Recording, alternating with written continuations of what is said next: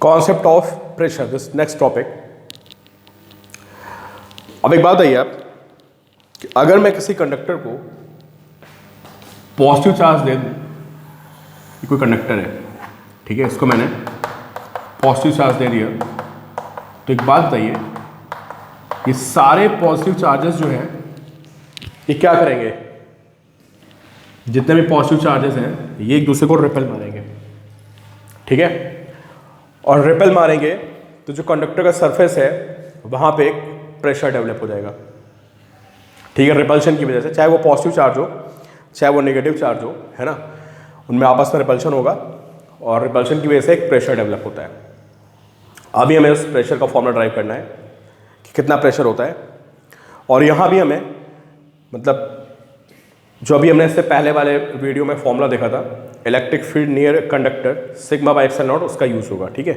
तो थोड़ा सा कॉम्प्लेक्स है, हालांकि एनसीईआरटी का क्वेश्चन आपको बता दूँ, जेईई में बहुत पूछा जाता है, नीट में बहुत पूछा जाता है, और जो मैं आपको समझाने वाला हूँ, है ना, ये पूरा एनसीईआरटी का टॉपिक है, मतलब आप समझिए एकेडमिक का भी है, आईआईटी का भी, नीट का, बहुत ही इंपॉर्टेंट टॉपिक है। तो बेसिकली मैं आपको एक एनसीईआरटी का क्वेश्चन ही करा रहा हूँ एक तरह से, ठीक है। तो समझिए प्रेशर कैसे निकालता है।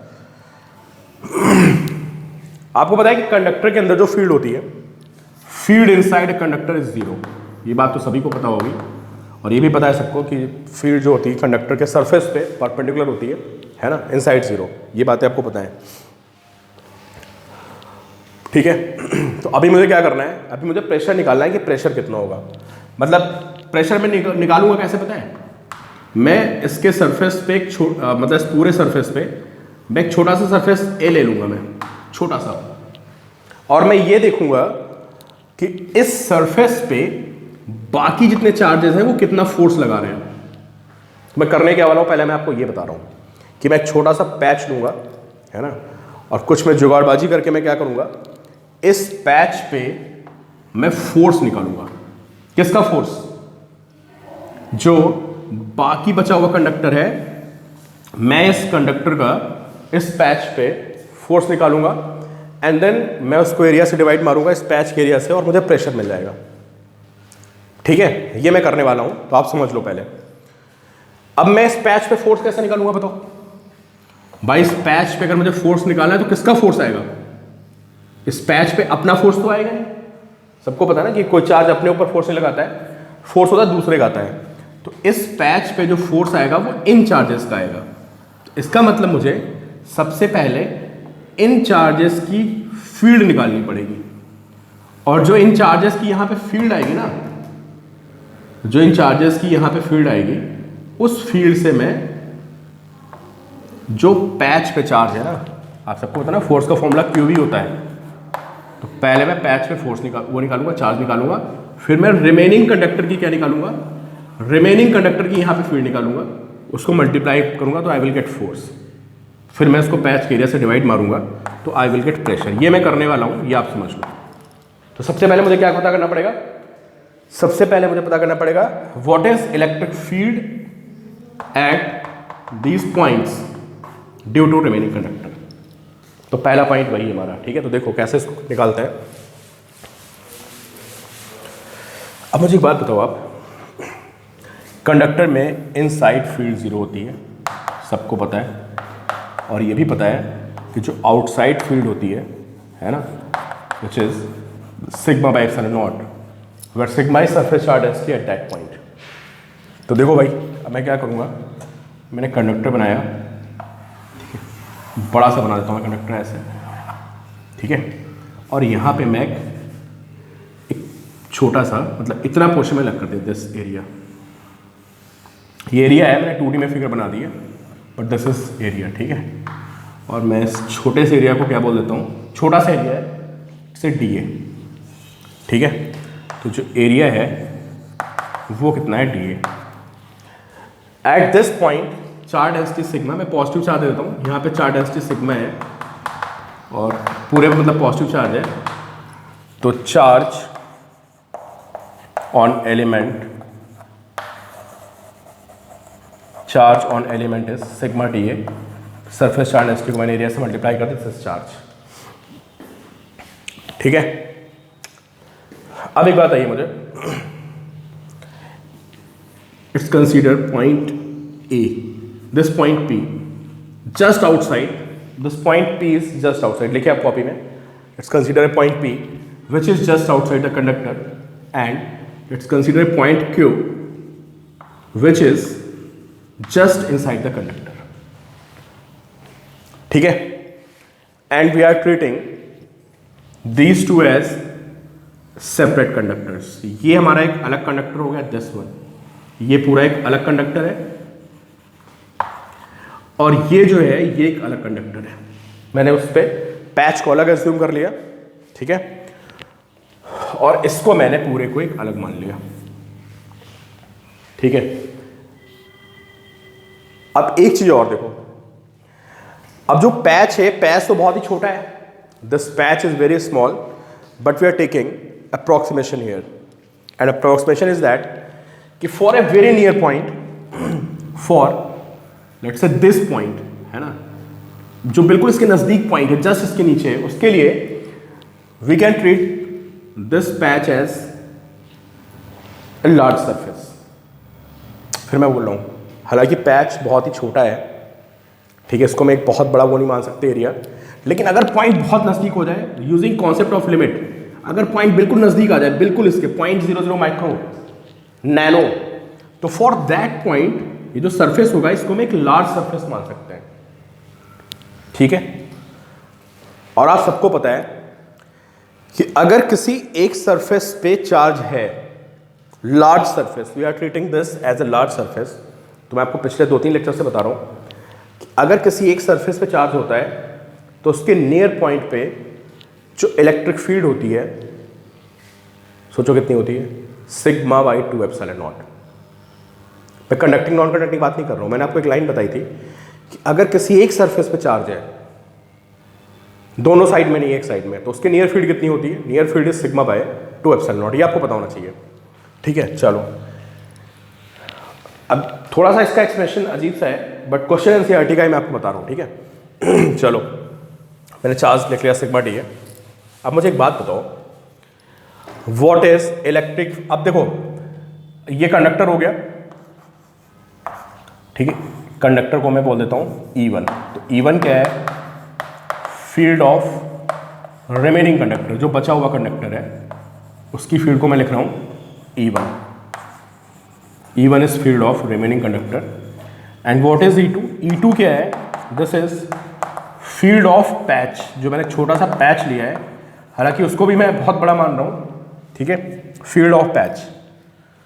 अब अगर मैं आपसे पूछूं कि P पॉइंट पे दोनों की फील्ड किधर होगी, तो आप बताओगे कि भाई ये रहा पैच, अगर ये पैच है और यहाँ पे पॉइंट है तो ये पैच पॉजिटिव है, तो जिसकी फील्ड आएगी ऊपर आएगी, अवे आएगी P पॉइंट पे। और अगर मैं पूछूं P पॉइंट पे रिमेनिंग कंडक्टर की फील्ड किधर आएगी, ये जो हमारा पूरा बचा हुआ कंडक्टर है, भाई ऑब्वियस सी बात है कि सारा प्लस चार्ज यहाँ पे है ऐसे, तो इस प्लस चार्ज की फील्ड भी बाहर की तरफ ही आएगी, है ना। अगर ये सारा पॉजिटिव चार्ज है, भाई ये सारा पॉजिटिव चार्ज है, ये सब पॉजिटिव है, तो सबकी फील्ड ऐसे ऐसे आएगी ना, मिला के बाहर ही आएगी। तो एट पॉइंट P देखिए आप, अब ये समझना है आपको कि एट पॉइंट P जो दोनों की फील्ड है वो सेम डायरेक्शन में E1 प्लस E2, और आप सबको पता है कि E1 प्लस E2 की जो वैल्यू है, because this point is just outside, this value is sigma by epsilon not, ठीक है। तो पॉइंट P पे पैच की फील्ड भी बाहर है और पॉइंट P पे रिमेनिंग कंडक्टर की फील्ड भी बाहर की तरफ है, दोनों को मैं ऐड कर दूंगा, this field is sigma by epsilon not, ठीक है। Now come two point Q which is just below the patch, point Q is just below the patch. अब आप सोचो पहले कि पॉइंट Q जो है जस्ट बिलो द पैच यहां पे है, दिस पॉइंट Q, इस पे पैच की फील्ड किधर होगी, क्योंकि ये पॉजिटिव चार्ज है और पॉइंट बिलो है, तो पैच की फील्ड तो नीचे होगी, और बाकी कंडक्टर की फील्ड किधर होगी यार, भाई ये सारा प्लस चार्ज है ना, देखो ऐसे सब प्लस चार्ज है, ये दिस इज प्लस चार्ज पूरा, और पॉइंट यहां पे है, तो यार अगर कहीं पे नीचे प्लस चार्ज रखा है, ऐसे ऐसे प्लस चार्ज है और पॉइंट यहां पे है, तो इस सारे प्लस चार्ज की फील्ड ऊपर आएगी।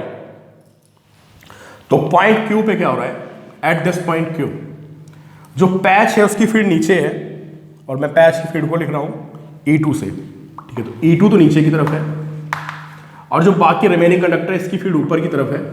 तो at point Q E2 and E1 are in different direction, दोनों अपोजिट डायरेक्शन में है। और आपको पता है कि अंदर की पॉइंट पे फील्ड जीरो होती है, तो अंदर के पॉइंट पे अगर फील्ड जीरो है तो इसका मतलब जितनी इस पैच की फील्ड है उतनी उसकी भी फील्ड है।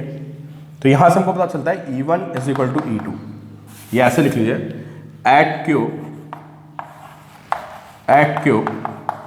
E1 and E2 are opposite to each other, E1 and E2 are opposite, ये दोनों एक दूसरे के अपोजिट है। और अपोजिट है और साथ में मुझे ये भी पता है, देखिए क्या लिखा हुआ है, at Q E1 and E2 are opposite to each other. और मुझे ये भी पता है कि at point Q net field is zero, तो अगर नेट फील्ड जीरो है तो इसका मतलब E1 E2 का मैग्नीट्यूड सेम होगा। तो यहां से हमको पता चलता है कि E1 is equal to E2।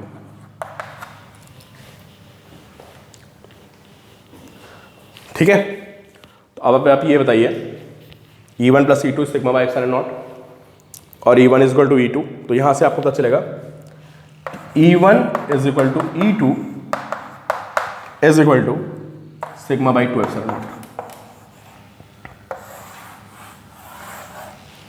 Directly भी बोल सकते थे यार पैच की फील्ड कितनी होती है। अब मैं सीधे इसको कह सकता, इतनी कहानी नहीं बताता तो मैं शॉर्ट में क्या बोलता, शॉर्ट में बोलता कि भाई इस पॉइंट पे बस यही सीधे एक लाइन समझना, बहुत ध्यान सुनना, इतनी कहानी की जरूरत नहीं है पर मैंने आपको एक्सप्लेन कर दिया। आप सबको पता है कि at this point field will be zero and at this point we have two fields E1 and E2। और सबको पता है जो पैच की फील्ड होगी, क्योंकि इसके एक सरफेस पे चार्ज है और मैं इसको बहुत बड़ा मान रहा हूँ, तो पैच की फील्ड नीचे की तरफ आएगी सिग्मा बाई 2 एप्सिलॉन नॉट। तो अगर पैच, तुमको फॉर्मूला पता ही है ना कि अगर किसी एक सरफेस पे चार्ज होता है तो उसके near field sigma by 2 epsilon not होती है। तो इस पैच की फील्ड आएगी सिग्मा बाई 2 एप्सिलॉन नॉट, क्योंकि यहाँ पे फील्ड को जीरो होना है, इसलिए रिमेनिंग की भी सिग्मा बाई 2 एप्सिलॉन नॉट हो जाएगी ऊपर की तरफ। बात खत्म। ठीक है, बट बुक्स वगैरह में ऐसा एक्सप्लेन रहता है तो मैंने आपको बता दूं। ठीक है, तो हमने क्या प्रूफ किया, फाइनली हमने ये प्रूफ किया कि अगर कहीं पे, पहले आप देखिए हमारा रिजल्ट क्या निकल के आया है, थोड़ा कॉन्सेप्चुअल पॉइंट है ना। तो रिजल्ट ये निकल के आया कि अगर किसी कंडक्टर में मैं एक छोटा सा पैच बना दूं ऐसे, है ना, तो जितनी पैच की फील्ड होती है नियर पॉइंट पे, ठीक है, उतनी फील्ड किसकी होती है, उतनी फील्ड इस कंडक्टर की भी होती है। ये हमने प्रूफ किया। और वो कितनी होती है उसकी value sigma by 2 epsilon not. ठीक है, अभी बताओ इस पैच पे फोर्स आएगा और किसका फोर्स आएगा, अपनी फील्ड का फोर्स तो आता नहीं किसी पे, जो इस पैच पे फोर्स आएगा वो रिमेनिंग का फोर्स आएगा और किधर आएगा, बाहर की तरफ। तो force on patch due to remaining conductor, जो बाकी बचा हुआ कंडक्टर है, ड्यू टू रिमेनिंग कंडक्टर। और सबको पता है फोर्स का फॉर्मूला क्यू भी होता है। What is Q, surface charge density sigma and this area is dA, so this is charge Q. Electric field हमने प्रूव कर ली है कि जो यहां पे इलेक्ट्रिक फील्ड, जो इसको फोर्स मारेगा, जो इसको बाहर फोर्स मारेगा वो इसकी इलेक्ट्रिक फील्ड मारेगी, इसकी इलेक्ट्रिक फील्ड इसको बाहर धक्का मारेगी। हमने प्रूव किया कि इसकी इलेक्ट्रिक फील्ड कितनी होती है, यहां पे जो इसकी इलेक्ट्रिक फील्ड होती है सिग्मा बाई 2 एप्सिलॉन नॉट। तो this is sigma by 2 epsilon not. ठीक है, तो देखिए आप फोर्स कितना आ रहा है, फोर्स आ रहा है sigma square by 2 epsilon naught into A. This is force into dA, this is force on the patch. JEE में देखोगे बहुत सारे क्वेश्चन मिले हैं इस पे, इस फॉर्मूले पे, समझे, sigma square by 2 epsilon naught into dA। Note करिए कि अगर किसी कंडक्टर के सरफेस पे एक छोटा सा एरिया ले लिया जाए dA, तो this will be force on the patch. ठीक है, एंड व्हाट अबाउट प्रेशर, तो कोई मुझसे कहता है प्रेशर कितना होगा, तो भैया अब इसमें कुछ बचा ही नहीं, उसको एरिया से डिवाइड मार देंगे, है ना। तो व्हाट इज प्रेशर, अब इस वीडियो को एक दो बार देख लेना यार, ढंग से समझ लेना कि क्या बातें हो रही हैं। ठीक है, तो what is pressure, pressure is force upon area, तो we have sigma square dA by 2 epsilon naught, upon area में dA लिखेंगे, है ना। तो भाई ये हमारा फोर्स का एक बहुत ही इंपॉर्टेंट फॉर्मूला आ गया। This is formula of pressure, कि किसी कंडक्टर के सरफेस पे जो प्रेशर होता है वो होता है sigma square by 2 epsilon not. और अगर कोई यूनिफॉर्म सिमेट्रिकल बॉडी है तो उसके हर पॉइंट पे प्रेशर सेम होगा, बिकॉज सिमेट्रिकल बॉडी में जो सिग्मा होता है हर जगह पे सेम होता है। लेकिन अगर कोई नॉन यूनिफॉर्म बॉडी है, ऐसे ऐसे ऐसे, तो इसके हर पॉइंट पे सिग्मा अलग होता है, तो इसके हर पॉइंट पे जो प्रेशर आएगा वो अलग अलग आएगा। और कहाँ पे प्रेशर ज़्यादा होगा?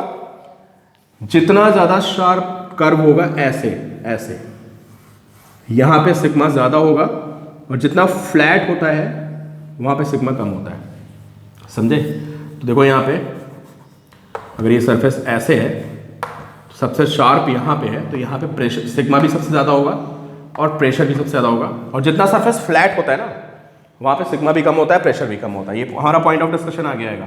तो देख लो ये सरफेस मुझे ज़्यादा फ्लैट लग रहा है, लगभग स्ट्रेट है ना, तो यहाँ पे सिग्मा सबसे लीस्ट होगा और प्रेशर भी सबसे कम होगा। ठीक है, तो ये हमारा प्रेशर आ गया। जैसे मुझे कोई स्फेरिकल शेल दे देता है, ठीक है, कोई मुझे स्फेरिकल शेल दे देता है और कहता है भाई ऐसा है, बताओ मुझे इस पे चार्ज क्यों है स्फेरिकल शेल पे ऐसे, ठीक है। अब इससे बोलता है भाई ऐसा है, बताओ यहाँ पे कितना प्रेशर है, इस सरफेस पे कितना प्रेशर है। तो मुझे पता है प्रेशर का फॉर्मूला क्या होता है। अगर कोई कंडक्टर है तो प्रेशर का फॉर्मूला होता है sigma square by 2 epsilon not, ठीक। और यहाँ पर सिग्मा कितना होता है? चार्ज पर यूनिट एरिया, तो दिस इज सिग्मा का square and by 2 epsilon naught, तो this is Q square by 32 pi square epsilon naught and R power 4, ठीक है। तो ये हमारा प्रेशर का क्या गया, this is formula of pressure. Spherical shell में जो प्रेशर होता है ये उसका फॉर्मूला गया। हर जगह प्रेशर क्या लगेगा? हर जगह जो प्रेशर होता है वो ऐसे बिल्कुल चारों तरफ, बिल्कुल प्रेशर नहीं, मतलब प्रेशर कोई डायरेक्शन नहीं होती है ना, मैं फोर्स बना रहा हूँ। हर जगह फोर्स कैसा आएगा? यूनिफॉर्म आएगा, और प्रेशर भी हर जगह पे क्या होगा? सेम होगा।